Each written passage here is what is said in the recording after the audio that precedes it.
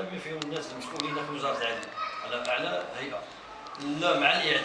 ولكن في مصر غير هذه غير واحد العام ولا عامين كانوا ضدها، لان تما كتم واحد الشريحه اللي كتربطهم بهم علاقه سياسيه، وهو الخطير. علاش؟ لان العمل الحقوقي خصو يكون نبيل. نعطيكم مثال: بمجرد بلغ الجمعيه الوطنيه للدفاع عن حقوق الانسان النبأ في الشهر الاخير، وكنا في مهمه خارج هذا الاسفي انا والاخ الشريعي وواحد المجموعه ديال المناضلين ديال المكتب التنفيذي سيدي قاسم، بلغ يعني من الواقع اللي وقع ديك الدريه اللي حسوا لها شعرها في الحرم الجامعي ديال الجامعه ديال بكناس، وكرفسوا عليها طلبه وكذا وكذا، ودوك الطلبه الانتماءات ديالهم سياسيه اليسار وكذا نقولوا دير غير بحال هكا، وما كاينش شي جمعيه اللي هضرت عليهم، كلشي سكتوا هذيك البنيه. شيماء اعتقد لانها قاصره وكانت كتخدم شي بيبات المسكينه، وقالوا بان راهي كتبيع على البوليس وكذا، وشدوها حاكموها الجماهير تما في ذاك الشاكينات شي كيكون في الجامعه، وسلخوها وحسوا لها شعرها، قرعوها داو لها واحد العام. صدرنا بيان، الاوائل اللي صدرنا بيان كندينوا فيه كنلتمسوا من تدخل لحمايه الناس ومحاكمه الناس، وفعلا كانت المحاكمه وكانت جرأة. علاش؟ لان اللون التوب الحقوقي كيكون شامل، كيمكن يكون صاحب غرق وكيمكن ما نكونش معنا نكون ضده، لان خرق واحد الحق ديال عباد الله. ما عندناش حقوق الانسان نصور اخاك ظالما او مظلوما، ونصرو مظلوم، ولكن اللي كان ظالم راه خصني ما نعقلش عليه بهذا المفهوم، لان ظلم تعدى واحد العدد ديال الحوايج. وهنا كنحيدوا ماشي بحال داك الشيء اللي كان في المجتمع المغربي، تيقول لك انا في المجتمع ديال القبيله، حيت المجتمع المغربي كان دائما كان قبيله، كيقول لك انا وخويا ضد ولد عمي، وانا وخويا ولد عمي ضد الغريب. وهذه كنشوفوها كيجيو كيشهدوا بعضياتهم، كانوا الناس كبار اصلا وجار وكذا وكذا، وجاو كيقولوا الزور. علاش؟ لان على البلاد ولا كذا، وفنعطيكم منطقه تأيير لان كاينه بزاف ديال الاراضي السلاليه، واحد كيدعي بالطرامي و60 كيشهدوا، وغدا كيولي داك اللي كيشهد داعي، وداك اللي كان دعا ولا شاهد. علاش؟ لان كاين طمع في الارض وكذا الى غير ذلك. ملي كتكون ثقافه كاينه ديال حقوق الانسان، راه كنا كنحكموا على بعضياتنا بوحدنا بلا كنعرف الحق والواجب، ما محتاجش هنا باش غادي نوصل للمحكمه وكذا الى غير ذلك. هذه نقاط ضروري خصنا نلتقطوها، وهنا كيجي نوبل ديال النضال الحقوقي. النضال الحقوقي راه ماشي بالسهل يلمسوا اي واحد، كاين يلمسوا مؤقتا، ولكن الا تكشف من بعد ما كيبقاش. انا كيقول لك الثوب المسروق لا يلائم سارقه، شي ثوب اللي سرقتوها من الصالون المسروق يجي قدي، اما كبير اما ناقص. بالتالي خصو يكون قدي، باش يكون قدي خاص يكون عندي القناعه، ونكونوا متسامحين، ما نكونوش كنكيلو بكيالين، ما نكونوش حقودين، نكونوا كنضحكوا، نكونوا كنشوفوا بعيد، ما كندخلوش في نزاعات مع الافراد، ما كندخلوش في نزاعات بين الافراد، لاننا ماشي اختصاصنا، كنكونوا كنخدموا المنطق والعقل ماشي العاطفه. غير ذلك هذه واحد المجموعه ديال الحوايج اللي ضروريه، هذه اساسيه في النظام الحقوقي. كندوز كذلك التاريخ ديال هذا النضال الحقوقي بالمغرب. هو في الحقيقه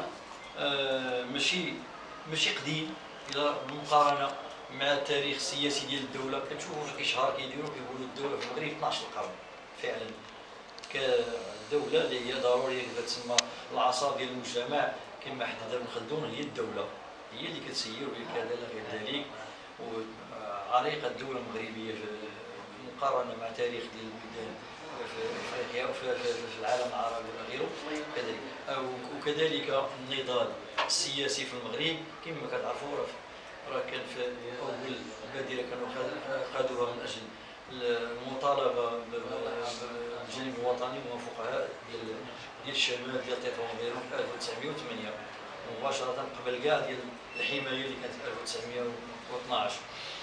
كذلك هذا النضال السياسي كان قديم في المغرب، مطالب بالاستقلال، كيفاش كان عطاني المطالبه بالاصلاح الاستقلال غير ذلك، الحركه العمل النقابي كذلك كيقولنا ارتبط بدخول ديال المستعمر، لانه هو اللي جاب واحد عاد ديال الاوراج ديال البناء ديال هنا كنلقاو حتى في اللغه ديالنا في الدارجه كنلقاو مثلا المفهوم ديال الزوفري اللي السبه هي راه اوفغي النوفغي، حيت ديك الساعه كان المجتمع عندنا امي جاهل كيقول سي من الزوفري، والنوفغي هو الاوفغي اللي كيكون خدام في واحد لوزين وبقى اشتريوا لي واحد الشانتي لو شونتي. دخلت مفاهيم حيت دخل واحد الاقتصاد ودخل الغريب اللي كان في فرنسا وغيره وجابوه باش يطوروا البلاد واستعمروا ويدوا الخيرات ديالها.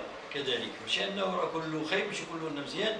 وكان هذا العمل النقابي يدخل مع الاجانب، وما علاش دخل العمال، دخل الاستغلال، ودخلوا كذلك في السوق. داروا واحد الاطار سموه نقابه اللي كيمكن تعطيهم الحق ديال الكفار، حق ديال كذا الى اخره. علاش؟ لان قانون ديال ديال القانون الاجتماعي هو انه غربي، هو فرنسي في الاصل.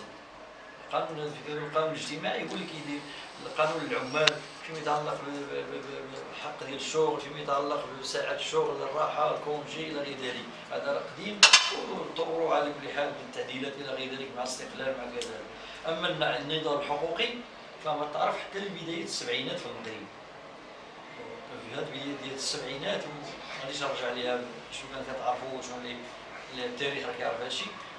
هو ان ديك المجموعه اللي كانت خلقت هذا النظام الحقوقي في اساتذه جامعيين ومحامون انهم الاولين تعرضوا للاعتقال.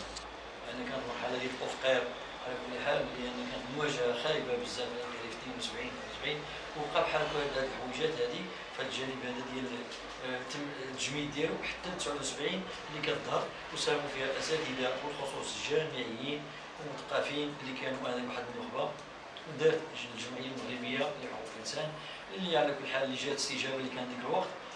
حملات القمع شملت واحد العديد ديال المغاربه، الدفاع عن الديمقراطيه، دفاع على العداله الاجتماعيه، دفاع على الكرامه اللي كانت المرحله اللي كنقولوا لها مرحله ديال الرصاص على كل حال، واللي مسات واحد العديد ديال المناطق وديرها. وكان ضروري، وكان السجون مليئه بالناس والمختطفين. هذا واقع وتاريخ، وكل نقمه في الطي ديالها نعمه.